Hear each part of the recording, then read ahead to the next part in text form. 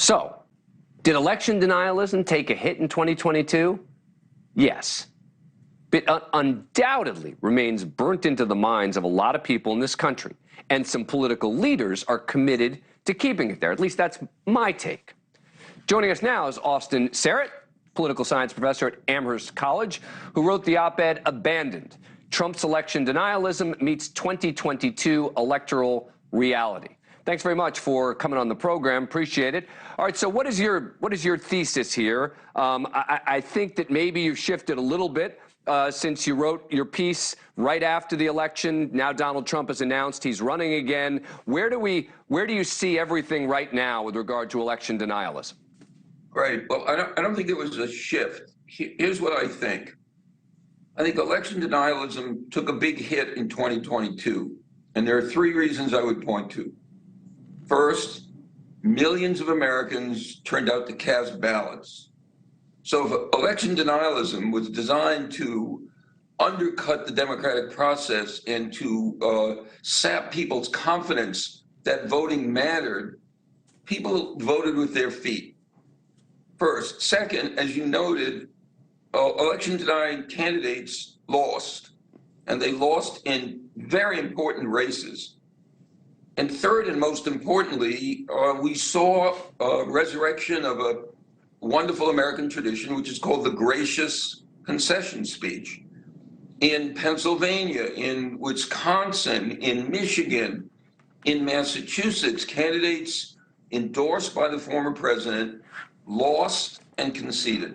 Well, it seems to me, sorry, I was just going to say, it seems to me the best argument, though, to suggest that election denialism is dying is the fact that it's such a bad political strategy, right? When you tell people, don't trust the elections, don't vote by mail, all these other ways that people can vote, you are hurting yourself in terms of winning.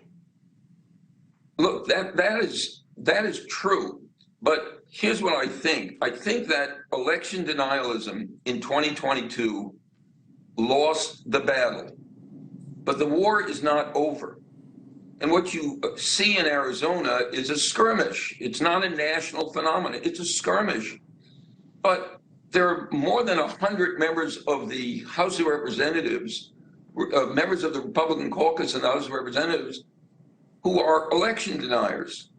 And the former president of the United States, in his announcement, resurrected the same old story about the 2020 election.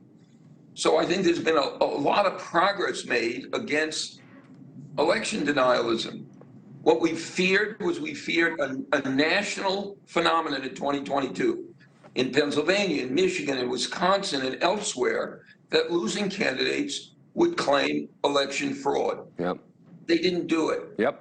But that doesn't mean that this playbook will not be resurrected again in the future. Yeah, it's a tough playbook, though, when you've got sort of these volunteers who are there, who are election deniers, who can't point to anything, right? Because the problem is when you actually sit and serve as an election monitor, for example, you realize how hard it is to cheat. Anyway, Professor, thank you very much for coming on the program. Appreciate your insights. Thanks so much for having me. Thank you for watching. Go to newsnationnow.com to find NewsNation on your cable provider. And don't forget to click the red subscribe button below to get more of NewsNation's fact-driven, unbiased coverage.